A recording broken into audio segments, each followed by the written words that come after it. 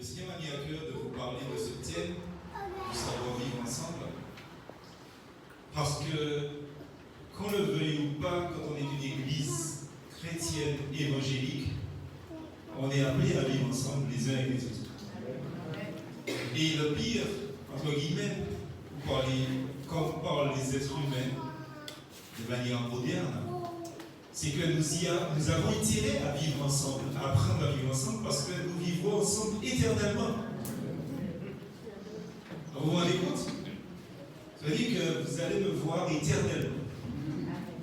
Alors si vous n'aimez pas me voir, vous avez intérêt à apprendre à aimer me voir, parce que vous allez me voir. Vous comprenez ça?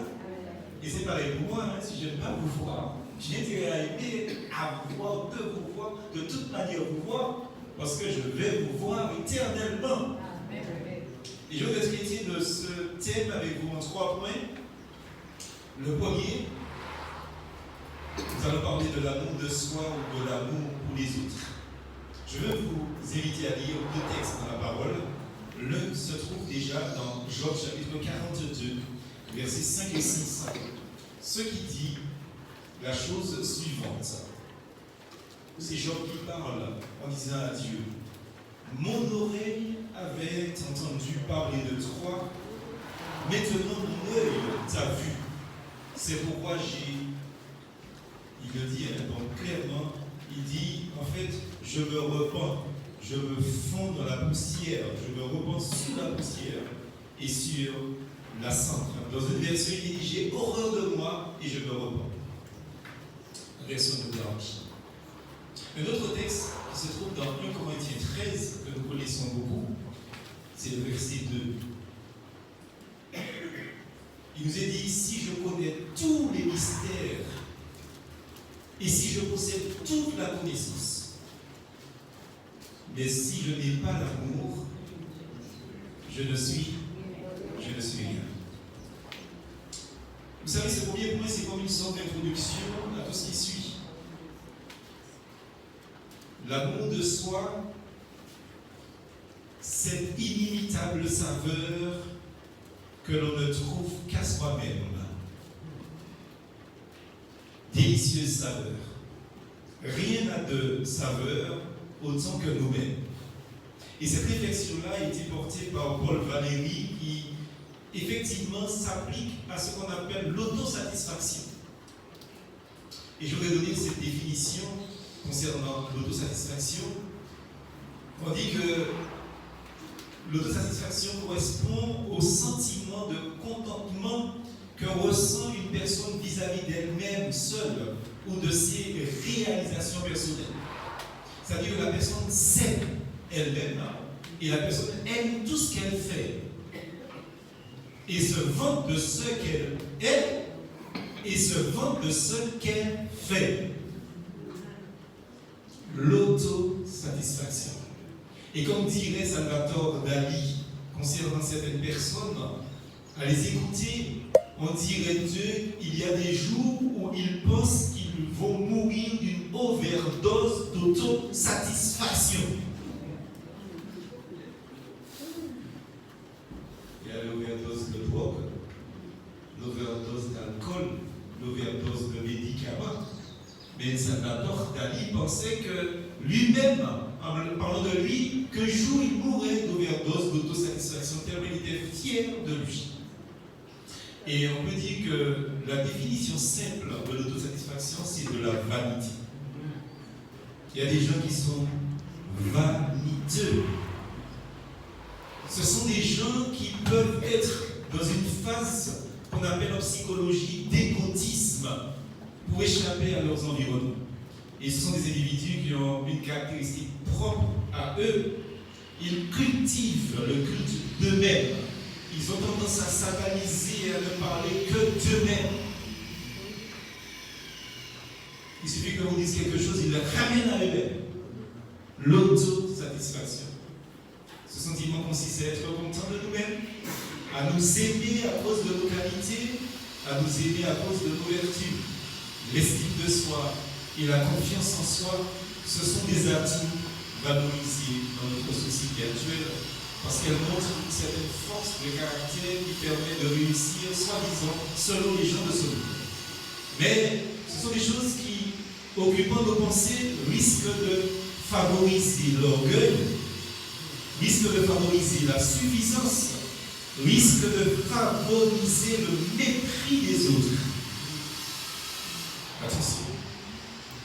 Dans Jérémie chapitre 17, verset 9, la Bible affirme que le cœur est trompeur par-dessus tout.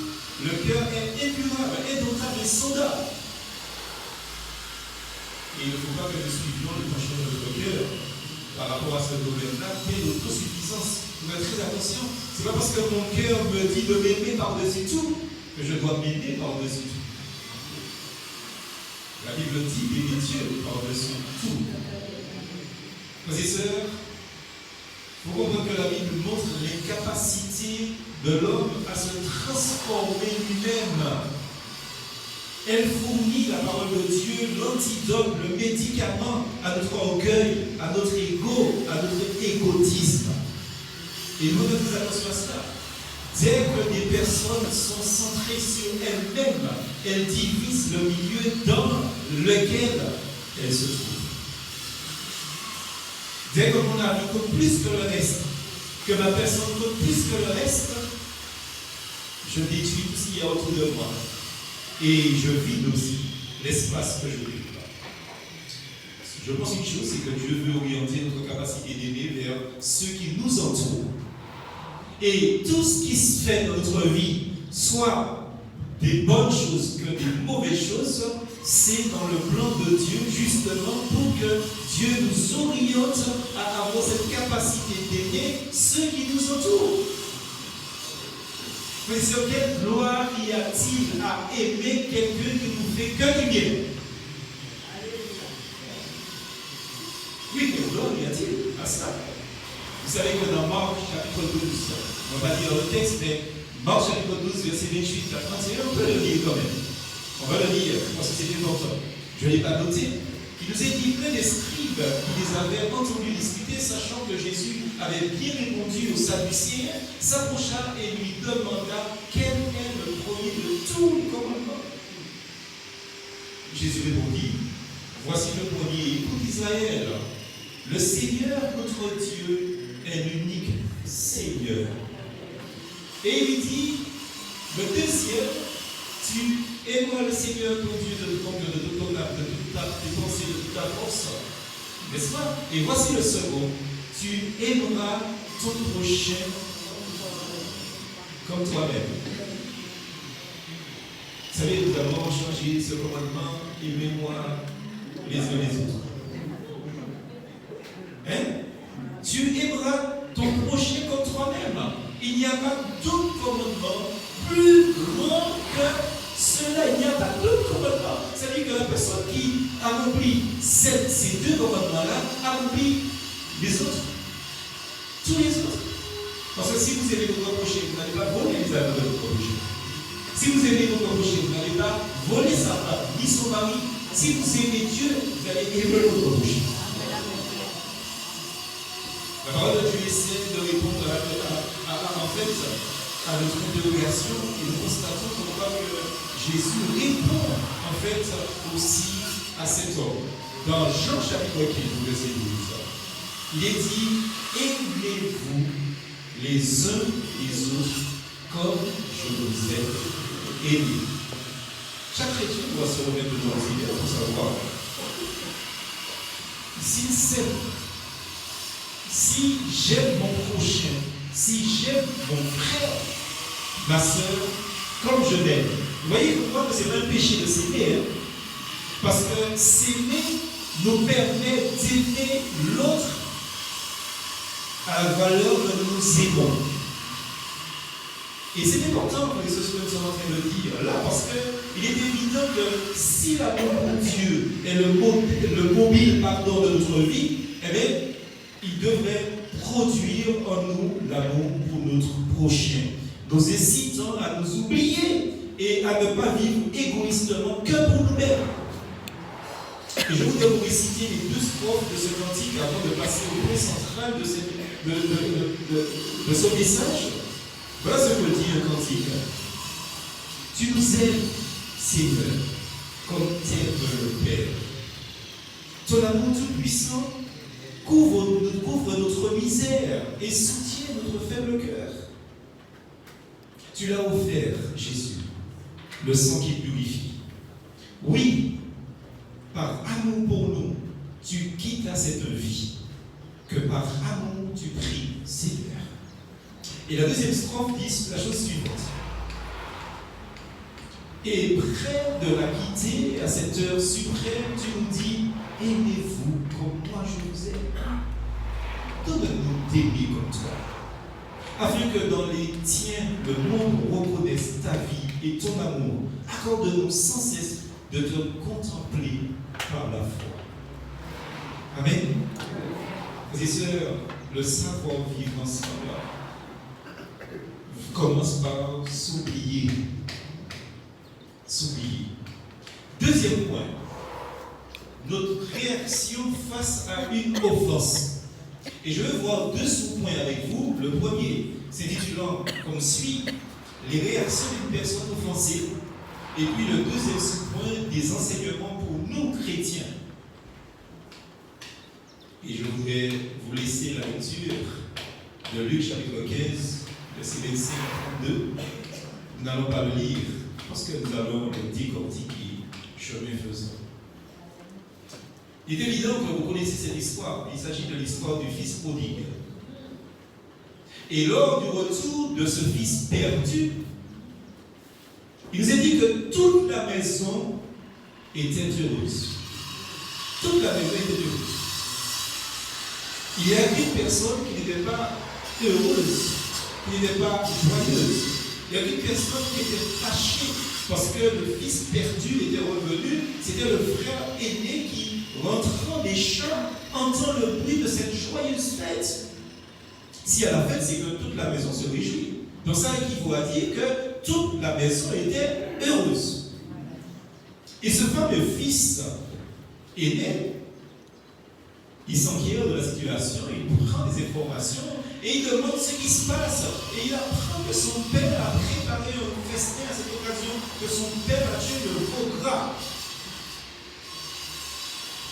Évidemment, cette nouvelle, qui la parole de Dieu ne lui plaît pas du tout, mais pas du tout.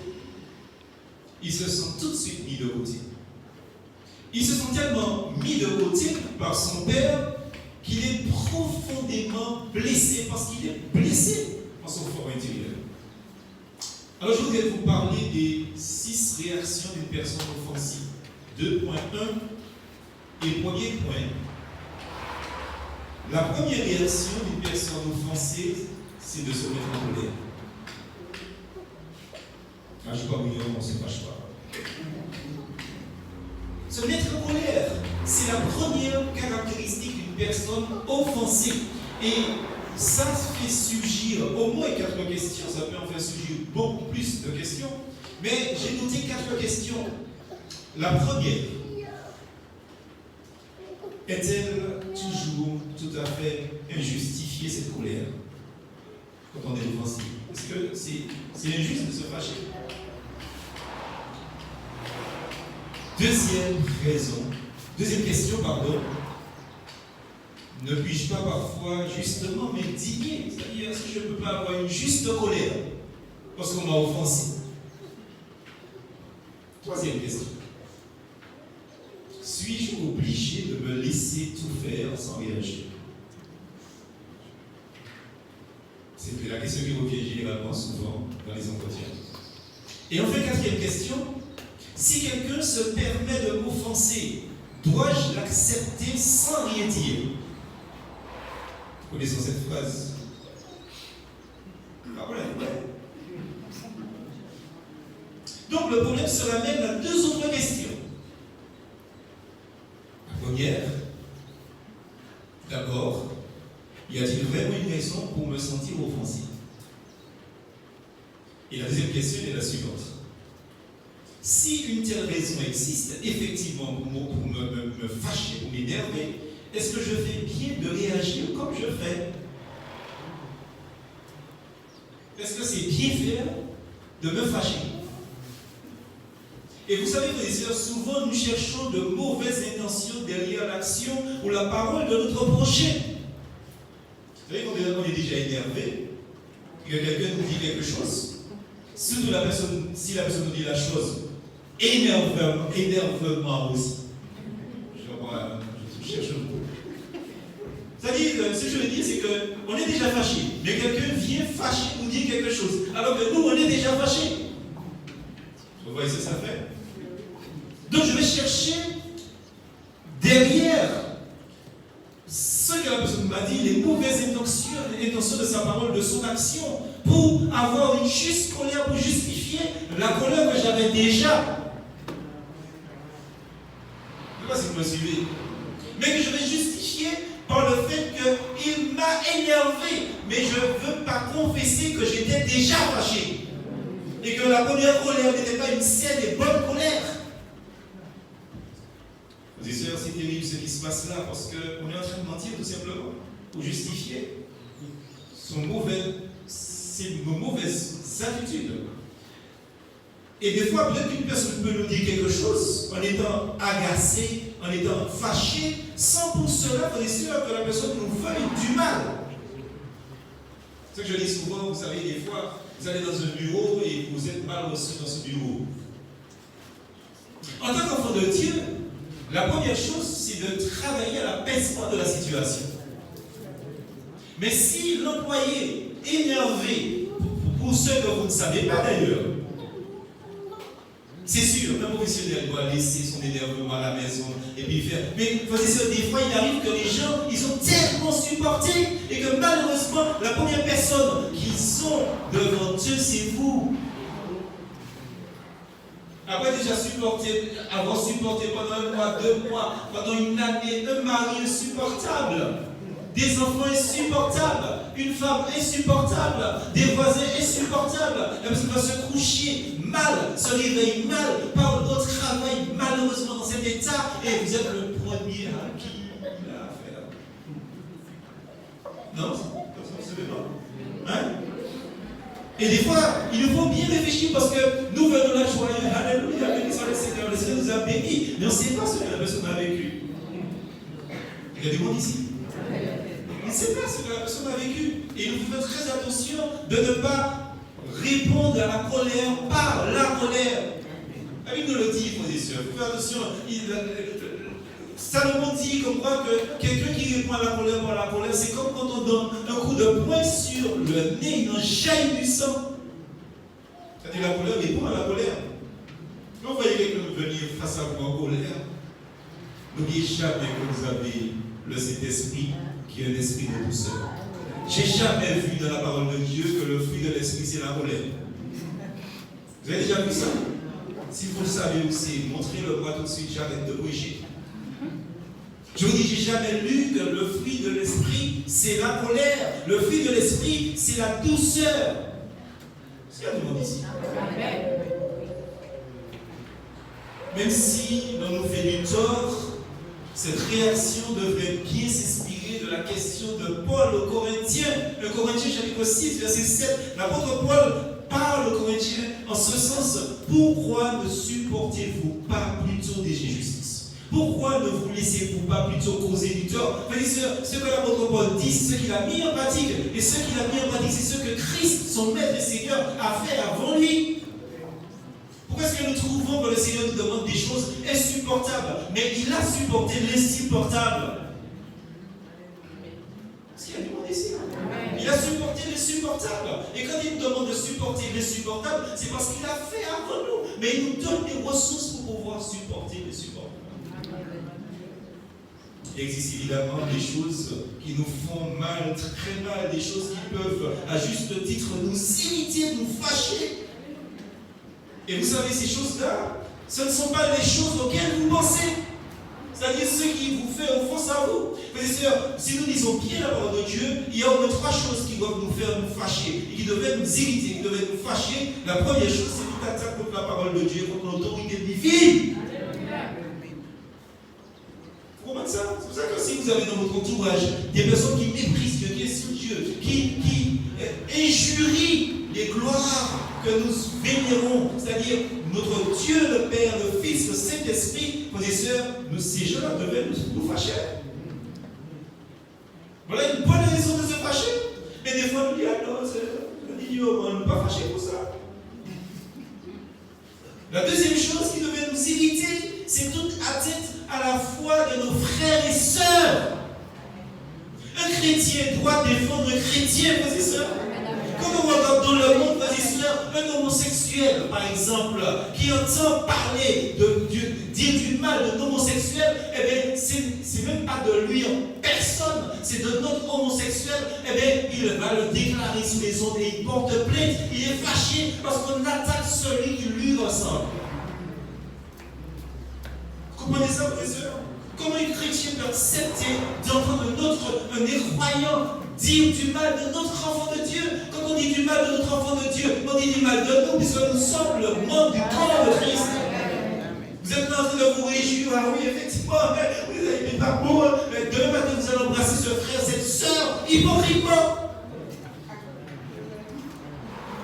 Vous comprenez ça, frères et sœurs? Faut faire attention à cela. Moi, j'interdis un incroyant de dire du mal de moi, de nos croyants, même si je sais que ce croyant-là n'a pas une vie droite devant le Seigneur, mais ce frère, cette sœur, c'est ma chair, c'est mon corps, parce que je suis dans le corps de Christ, dans lequel il se tient. Laissez-moi admettre qu'il y a des chrétiens charnels, et même s'ils sont des chrétiens charnels, on doit les aimer. Amen. Ce sont nos frères et sœurs. On doit les aimer. D'où vient-il que vous sélectionnez les frères et les sœurs que vous devez aimer? Vous êtes Dieu.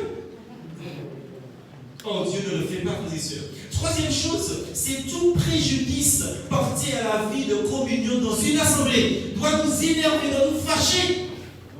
Quel que soit le croyant qui vient dire du mal de son église, de frère de son église, du pasteur de son église, de responsable de son église, du conseiller de son église, même des bancs de son église, ça va nous fâcher.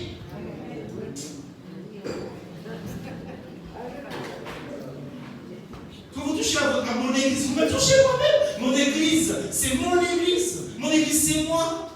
Regardez combien tout ce dont vous êtes prêts à faire pour votre église, c'est parce que vous aimez votre église. Comment vous pouvez tolérer une personne qui dise du mal de votre église? Allez dire du mal d'une église d'autre personne. Vous allez allez dire du mal de l'église catholique. Allez dire du mal de l'église des témoins de Jéhovah. Allez dire du mal de la mosquée des musulmans. Il n'y a que les évangéliques quand on dit du mal de l'église. Oh, ils ne sont pas rire. Ça ne doit pas vous faire rire. Parce qu'on touche, on pointe la tête à vous-même. Quand on touche à votre église d'Ajoupa Bouillon, du plateau Fofo, de Saint-Joseph, de Basse-Oued, en France, quel que soit l'endroit au Canada, on porte la tête à votre personne parce que votre église est le référent de ce que vous êtes. Votre église vous ressemble parce que vous voulez que quand quelqu'un vienne dans votre église, il soit content de tout aspect qu'il voit, de ce qu'il voit, de ce qu'il entend. Ça doit nous fâcher. Mais quelqu'un vous monte sous l'autel. Fâché. Mais sœurs, je vous dis, dans de tels cas, les trois cas que je vous ai cités, il ne s'agit pas là de notre moi qui est blessé. C'est pour ça qu'on ne se fâche pas quand on touche à ces trois points que nous avons vus, qui devraient nous irriter. Vous savez, David le dit, il dit que sa colère, son énervement, son agacement que quelqu'un parle mal de Dieu. Mais comme ça ne touche pas notre ego, notre moi, eh bien ça ne nous fait rien. Malheureusement, il arrive que l'on essaie de qualifier de juste colère une réaction qui n'est au fond rien d'autre qu'un amour propre blessé. Et quand votre amour propre blessé, votre colère n'est pas justifiée. C'est-à-dire que vous êtes orgueilleux. Vous êtes orgueilleux. Si votre amour propre est blessé et que vous êtes énervé, vous êtes fâché, vous êtes en colère, vous êtes prêt à tout casser devant vous, c'est que vous êtes orgueilleux. Deuxième petit point. Après avoir parlé du fait que la personne se met en colère, deuxième chose, s'isoler. La personne refuse les contacts avec les autres. Qu'est-ce qui est dit du frère aîné, du fils aîné? Il ne voulait pas entrer. C'est pas moi qui dis ces choses-là. Hein. C'est dans la Bible. Alors peut-être que vous êtes en train de penser comme quoi, il dit pas c'est la Bible. Il ne voulait pas entrer, ça veut dire que la personne qui se trouve dans situation s'isole. La personne refuse les contacts avec les autres. C'est ça la deuxième caractéristique de cœur blessé, de ego blessé. Le frère aîné refuse d'entrer dans la maison paternelle et de se réjouir avec son frère et tous les autres invités. C'est toutes les fois que notre ego est blessé, on veut pas aller à l'église. On veut pas aller à la réunion, on veut surtout pas voir le frère qui est concerné. On ne veut pas rentrer dans la maison du Père. C'est ce qui se passe là pour ce jeune homme. Il se retire, il ne cherche pas de contact, il s'isole. Qu'est-ce qui est dit dans Proverbe 18, verset 1? Celui qui se tient à l'écart cherche ce qui lui plaît et il se fâche, il s'irrite contre tout ce qui est bien, ce qui est sage. Alors si vous êtes à ce stade-là, confessez vos péchés. Connaissons-nous par expérience une telle phase de notre vie? Si c'est le cas, confessons. Nous ne voulons plus rien avoir à faire avec de telles personnes qui ces personnes-là nous ont offensés. Ces personnes-là nous ont, je vais dire, ils ont humiliés pour nous. Par exemple, dans l'assemblée locale, on nous a blessés et immédiatement nous tournons le dos à nos frères et sœurs avec la ferme intention de ne plus jamais revenir face à eux et même au milieu d'eux. Ça, j'ai toujours dit que quand quelqu'un laisse une église parce qu'il a eu un problème avec une personne, je lui dis, va régler le problème avec ta personne et reviens dans ton église après. Vous m'entendez? Parce que c'est important si je suis en train de dire la position. Si on n'est pas en communion avec son église, comment on peut être en communion avec d'autres églises? Mais c'est au lieu de rechercher la restauration des uns et des autres, nous n'avons vu que la restauration de notre propre gloire. Or, si nous nous détournons de notre frère ou de notre sœur, nous nous détournons, frères et sœurs, de ce fait des membres du corps de Christ. Nous nous détournons des membres du corps de Christ. Et je veux que chacun ait à l'esprit que le corps de Christ, le corps du Christ, le corps de notre Seigneur, ce n'est pas l'église d'Ajoupa-Bouillon exclusivement. C'est l'église universelle. L'église d'Ajoupa-Bouillon n'est qu'une représentation de l'église du corps de Christ. C'est un témoignage. Un jour, une église locale peut disparaître, mais le corps de Christ ne disparaît jamais. Et quand Christ a dit que Satan ne peut rien faire contre son église, contre son corps, ce n'est pas contre une église locale qu'il parle. Quand une église locale n'est pas une bonne église, il vaut mieux la fermer. S'il y a des églises qui ne sont pas des bons témoignages, il vaut mieux la fermer et recommencer quelque chose sur du neuf. Il y a des églises qui sont toujours au même stade depuis 30 ans. Et on continue à dire oui, le Seigneur est au milieu de nous. Le Seigneur est au milieu de nous. Il y a des gens corrompus dans l'église, le Seigneur est au milieu de nous. Il faut fermer cela.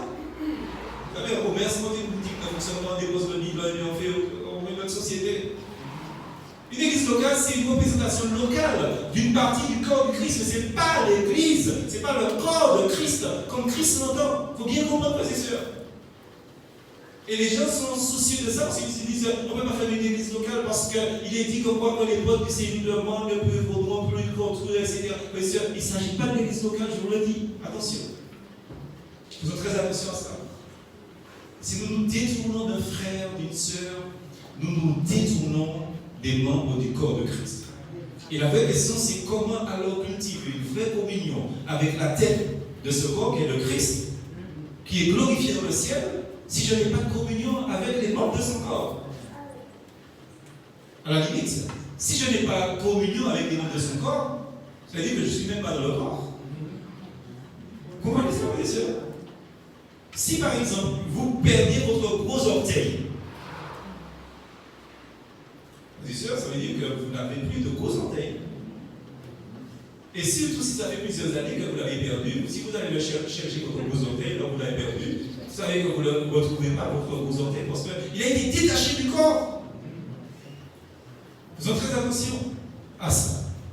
Troisième caractéristique, être occupé de soi-même. Qu'est-ce qui se passe? Que dit ce jeune homme aîné là? Il dit, voici tant d'années que je te sers. Son père sortit et le priait d'entrer.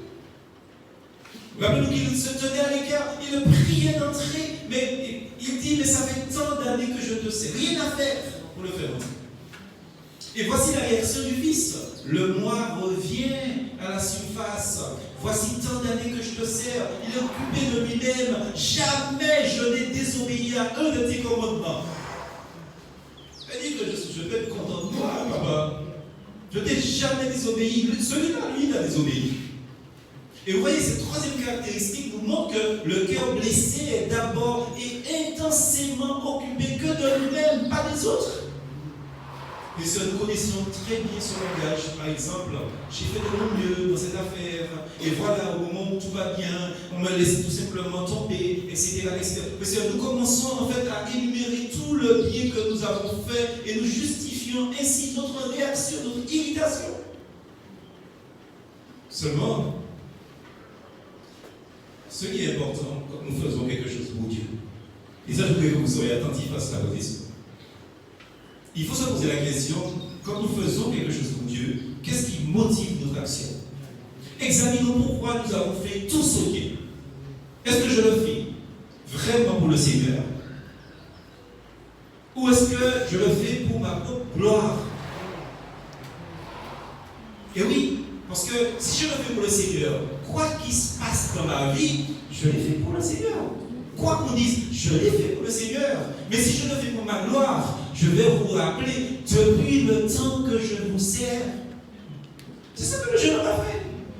Il a dit à son père, mais depuis le temps que je te sers, lorsque nous sommes offensés au point de prendre la décision d'interrompre tel ou tel service, c'est que nous sommes beaucoup trop occupés de nous-mêmes et cela est foncièrement mauvais que l'on s'occupe que de soi parce que le commandement de Dieu, c'est supportez-vous les uns les autres. Vous avez remarqué que le Seigneur on n'a jamais dit ça dans la Bible, supporte-toi toi-même. Vous avez déjà vu ça? J'ai jamais vu ça quelque part. Supportez-vous les uns les autres. C'est-à-dire comme quoi que la fraternité est tellement profonde que je n'ai même pas le temps de prendre soin de me tenir debout parce que mon frère, ma soeur me tient debout.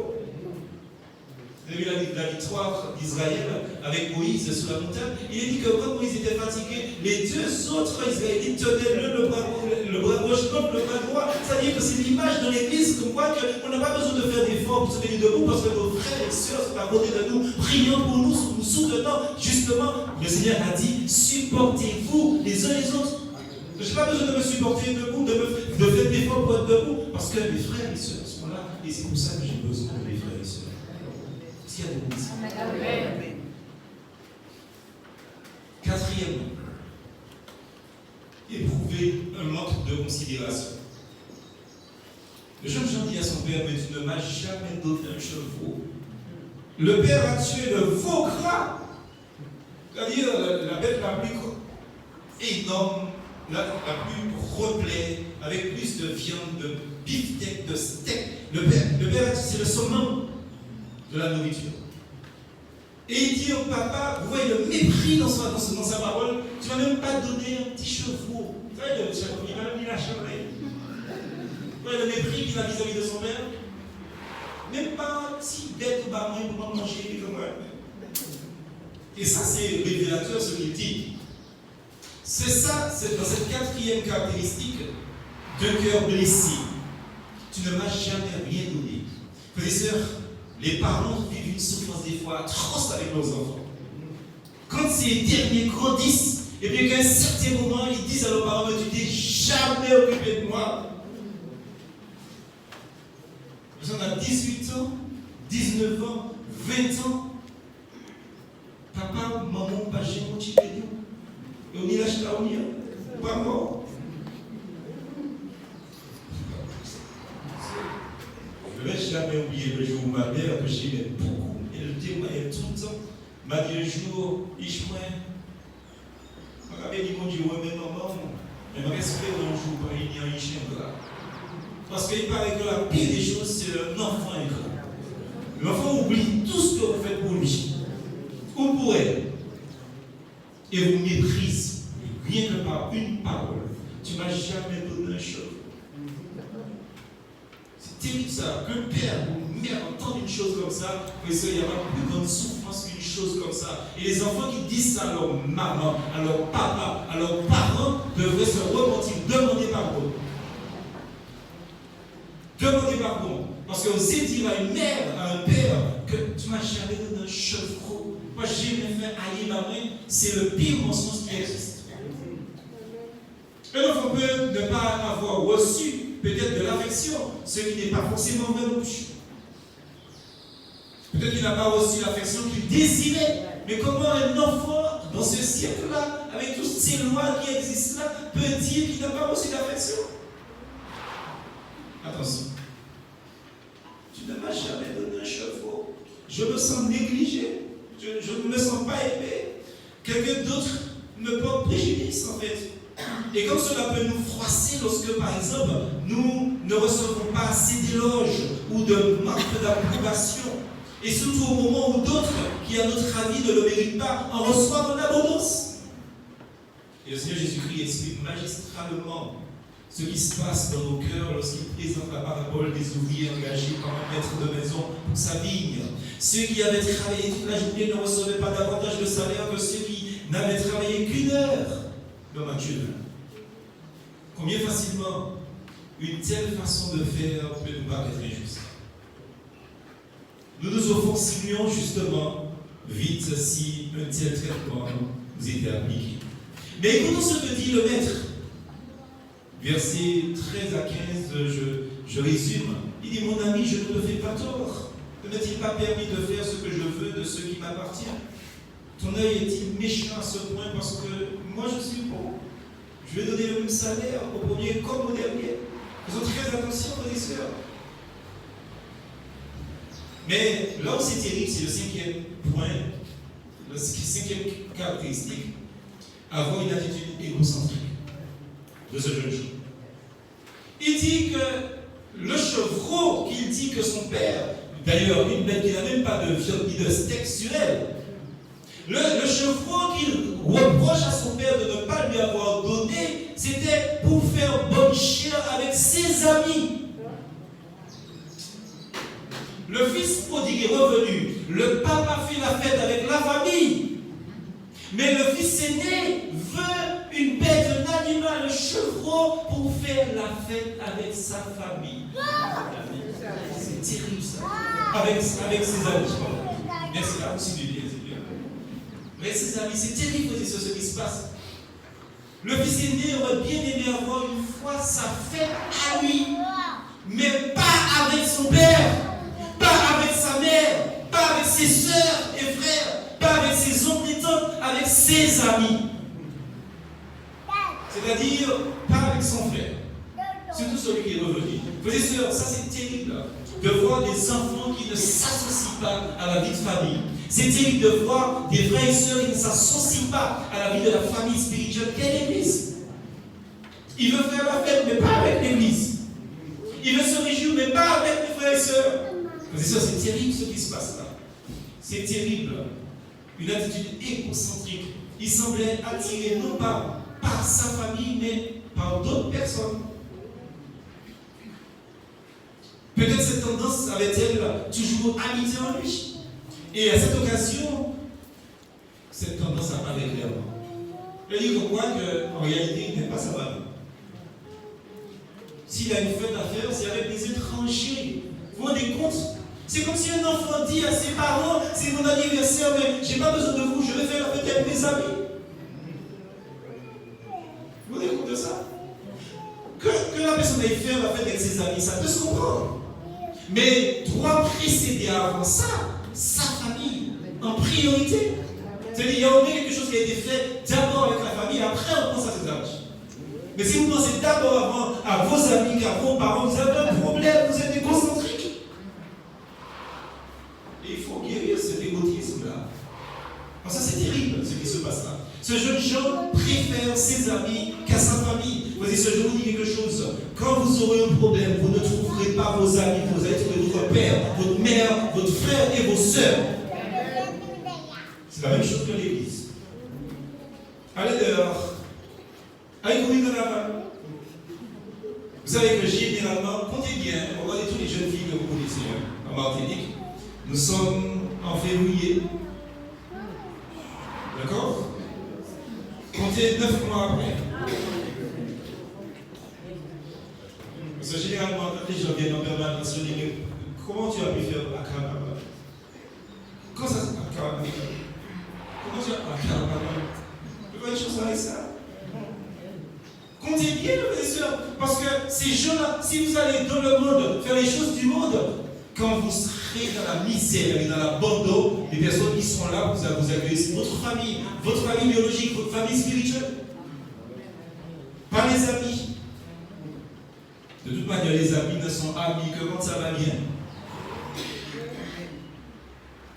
Une des caractéristiques de l'homme blessé, de mépriser les liens entre les membres de sa famille ou entre les membres de sa famille de Dieu, de la famille de Dieu. On veut bien reconnaître les liens avec les enfants de Dieu qui nous conviennent, mais non avec ceux qui ne nous conviennent pas. Il y a une bonne dose d'égocentrisme dans cette attitude-là. Centré sur moi-même, je ne suis pas spirituel. Quand on est centré sur soi, on n'est pas spirituel. Quel contraste avec l'apôtre Paul qui était prisonnier lorsqu'il encourage plusieurs frères à propager l'évangile avec beaucoup de zèle. Certains se sentaient appelés à continuer l'œuvre de l'apôtre, c'était bien. D'autres font de l'évangélisation pour pouvoir se glorifier de leurs propres œuvres. Trop longtemps ils ont vécu à l'ordre d'un grand serviteur qui était l'apôtre Paul.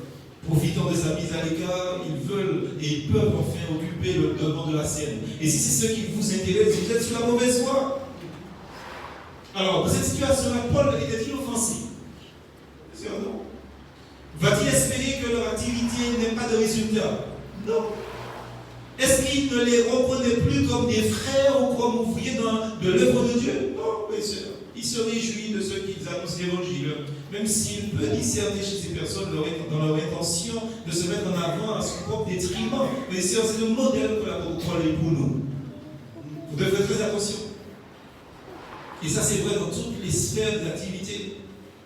Sixièmement, parler sans amour des fautes des autres. Qu'est-ce qu'un jeune homme va dire à son père? Il dit à son père, il a mangé ses biens avec des prostituées. Il a mangé ton argent avec des prostituées.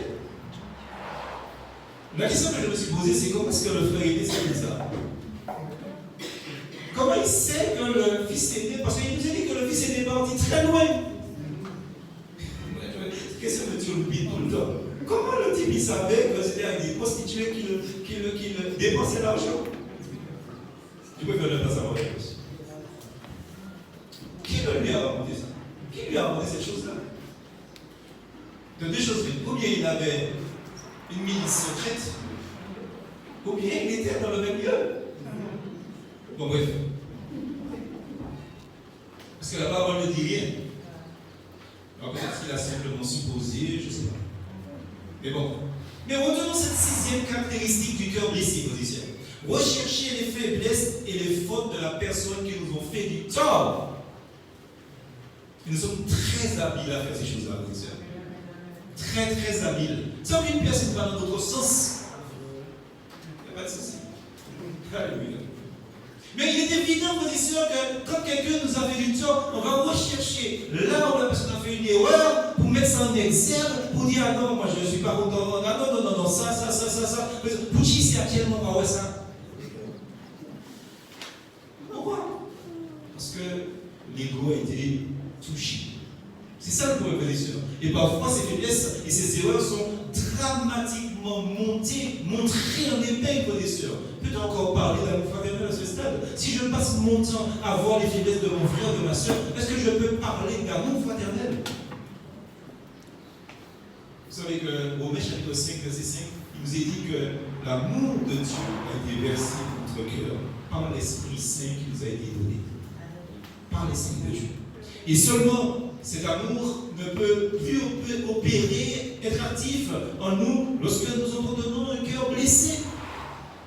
Nous ne voyons plus rien d'autre que le tort que nous avons subi et nous jugeons nos frères et nos sœurs, souvent injustement. Injustement, parce que vous savez, un cœur blessé a toujours tendance à exagérer. Combien de fois lui brisons-nous de mauvaises intentions qui en réalité n'existent pas? 1 Corinthiens 13, verset 6 nous dit l'amour, la charité ou l'amour ne se réjouit pas de l'injustice, des fautes des autres, mais se réjouit de la vérité. se réjouit de la vérité. Si nous pensons le pire de notre frère, de notre soeur, au lieu de présumer d'emblée le meilleur, eh bien, il est évident que nous sommes sur la mauvaise voie. Et même si notre frère ou notre soeur a mal agi envers nous, essayons de l'aider afin qu'il soit restauré. Parce que peut-être que Dieu est en train de faire un travail dans cette personne, justement, sachant que nous avons une telle capacité à supporter les malheurs, les torts. Nous pouvons aider cette personne entre les mains du Seigneur, être l'instrument pour restaurer cette personne parce que cette personne a un problème. Et que c'est nous que Dieu a choisi pour faire ce travail. Alors, Dieu nous choisit pour faire un travail de restauration, devant une personne colérique, devant une personne méchante, etc. selon nous. Mais quand la personne, justement, manifeste sa faiblesse envers nous, parce que Dieu attend de nous que nous fassions son œuvre, et bien nous aussi, nous devenons méchants, colériques et insupportables. Alors Dieu se retrouve avec deux problèmes, l'homme et nous. Et oui. Et il faut que le Seigneur fasse appel à une troisième personne. En espérant que cette personne fasse le Dieu. Parce qu'il y a trois personnes encore là, il faut trouver le quatrième. Vous voyez? On dit le pasteur troisième, là, en conclusion, frères et sœurs, troisième point, ce sont des enseignements qui sont là pour nous, chrétiens. Et premièrement, je voulais dire que notre réaction dépend de notre état spirituel. Rappelez-vous au début du message, j'ai dit il y a des chrétiens charnels. Notre tristesse en voyant notre frère ou notre soeur agir d'une manière fâcheuse devrait déclencher en nous le désir d'arriver à une modification de son attitude, de changer. Et ce sera alors une colère juste, une réaction selon Dieu. Mais au contraire, si nous cultivons notre blessure, nous risquons de parvenir à un état dont il est dit, Proverbe chapitre 18, verset 19, un frère offensé est plus difficile à gagner qu'une ville forte. Attention. Nous entretenons notre irritation et nous restons inabordables. Et cela peut durer des jours, des semaines, des mois, voire des années. C'est triste pour le royaume lui-même et pour son entourage. Mais c'est triste surtout pour le Seigneur Jésus. Nous ne pouvons cacher un tel état d'âme à ceux qui nous entourent et à plus forte raison à Dieu lui-même. Chacun de nous a son rayonnement propre, personnel, qui est l'expression soit de la paix, soit de la joie, dont son cœur est rempli, soit du mécontentement et de l'amertume qui habite son cœur. Quel dommage, c'est lorsque notre rayonnement est négatif parce que nous sommes blessés. Quel dommage. Pour Dieu et pour l'Église, mais aussi, surtout pour nous. Deuxième chose, n'oublions pas notre position devant Dieu et nos privilèges.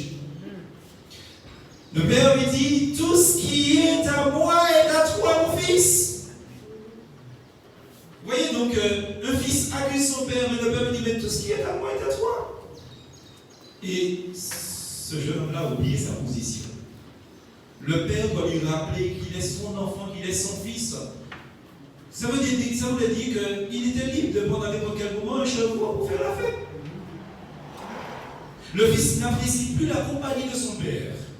Il n'est plus conscient de la proximité du père, ni de sa présence. Il a perdu le sens de ses privilèges, le sens de ses droits. Frères et sœurs, si nous vivons avec un cœur meurtri et rempli de pitié pour nous-mêmes, nous ne sommes plus conscients de notre position devant Dieu, ni de nos privilèges. Et tout cela nous est égal, nos privilèges. Et dans ce tel état d'âme, il n'y a pas de communion heureuse avec Dieu le Père. Parce que nous perdons de vue la merveilleuse assurance que le Père est toujours avec nous et en nous, frères et sœurs, et veut nous faire jouir de ses privilèges.